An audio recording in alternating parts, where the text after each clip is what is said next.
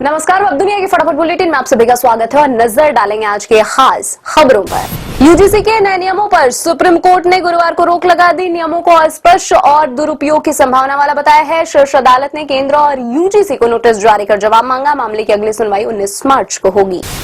केंद्रीय मंत्री गिरिराज सिंह यूजीसी नियम पर सुप्रीम कोर्ट के फैसले पर कहा, यूजीसी नियम सनातन को बांटने वाला है। सुप्रीम कोर्ट द्वारा नियम पर रोक लगाने के बाद सिंह ने मोदी और शाह का धन्यवाद किया।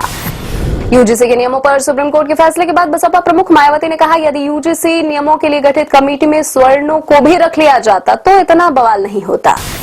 महाराष्ट्र के उप मुख्यमंत्री अजीत पवार को गुरुवार को बारामती में राजकीय सम्मान के साथ अंतिम विदाई दी गई। बेटे पार्थ और जय नदी मुखाग्नि, लोगों ने लगाया अजीत दादा अमर रहे के नारे। गृह मंत्री अमित शाह, भाजपा अध्यक्ष नितिन नवीन, केंद्रीय मंत्री नितिन गडकरी, महाराष्ट्र सीएम देवेंद्र फडणवीस, गोवा के सीएम प्रमोद सावंत समेत कई राजनीतिक दिग्गजों ने अजीत पवार को विद्या प्रतिष्ठान में श्रद्धांजलि दी।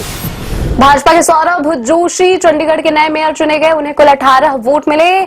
आम आदमी पार्टी के योगेश ढिंडरा को 11 वोट मिले, जबकि कांग्रेस के गुरप्रीत गाबी को केवल 7 वोट मिले। भाजपा के जसमनप्रीत सिंह बने चंडीगढ़ के डिप्टी मेयर।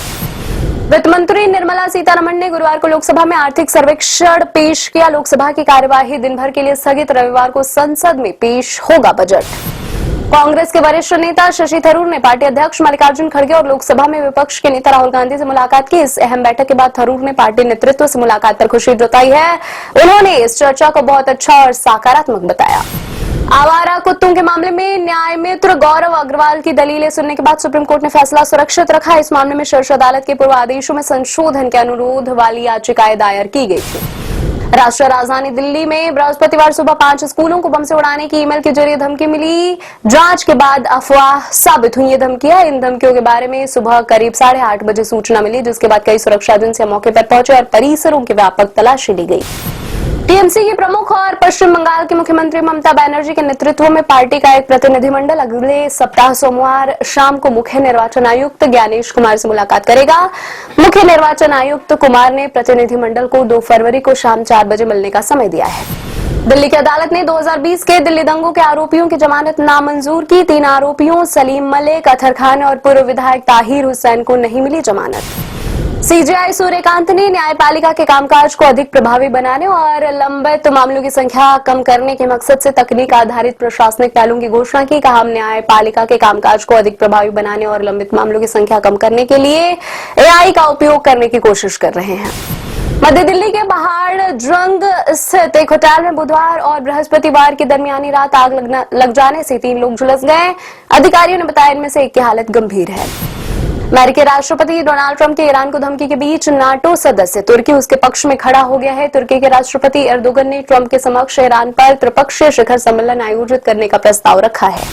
भारत और यूरोपीय संघ के बीच हुए मुक्त व्यापार समझौते एफटीए को अमेरिका ने बेहद निराशाजनक बताया। कहा है, इस व्यापार समझौते के कारण यूरोपीय देश रूसी तेल की खरीद के लिए नई दिल्ली पर टैरिफ लगाने में वाशिंगटन का साथ नहीं देना चाहते हैं। भारत ने गाजा में लंबे समय से जारी संघर्ष को खत्म करने के लिए अमेरिका के प्रस्तावों की सराहना की। साथ ही इस मुद्दे पर संयुक्त राष्ट्र सुरक्षा परिषद के प्रस्ताव के कार्यान्वयन के संबंध में हाल में हुई प्रगति पर भी ध्यान आकृष्ट किया। भारत में निर्वासन में रह रही बांग्लादेश के अपदस्थ नेता शेख हसीना ने उनकी पार्टी को चुनाव से बाहर किए जाने के बाद देश में होने जा रहे आगामी चुनाव की कड़ी आलोचना करते हुए कहा, निष्पक्ष और समावेशी चुनाव के बिना देश में अस्थिरता बढ़ेगी। उनके इस बयान से आम चुनाव से पहले तनाव और बढ़ सकता है। लंबी गिरावट के बाद शेयर बाजार में बढ़त जारी है। बीएसई सेंसेक्स 222 अंक चढ़कर 82,566 अंक पर हुआ बंद। एनएसई निफ्टी भी 76 अंक बढ़कर 25,419 अंक पर हुआ बंद। अमेरिकी डॉलर के मुकाबले रुपए में गिरावट।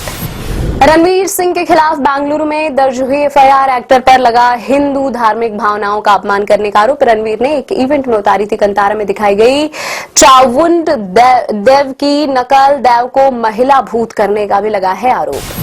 हेरा फेरी 3 में देरी पर परेश रावल ने तोड़ी चुप्पी। एक्टर ने कहा, अक्षय कुमार और मेकर्स के बीच फंसे हैं तकनीकी और कानूनी पेच। हेरा फेरी फ्रेंचाइजी में बाबू राव का किरदार निभाते हैं परेश रावल। ये थी आज की फटाफट बुलेटिन और ऐसे ही ताजा अपडेट्स के लिए बने रहे हमारे साथ, यानी कि विजिट करें वेब दुनिया पर।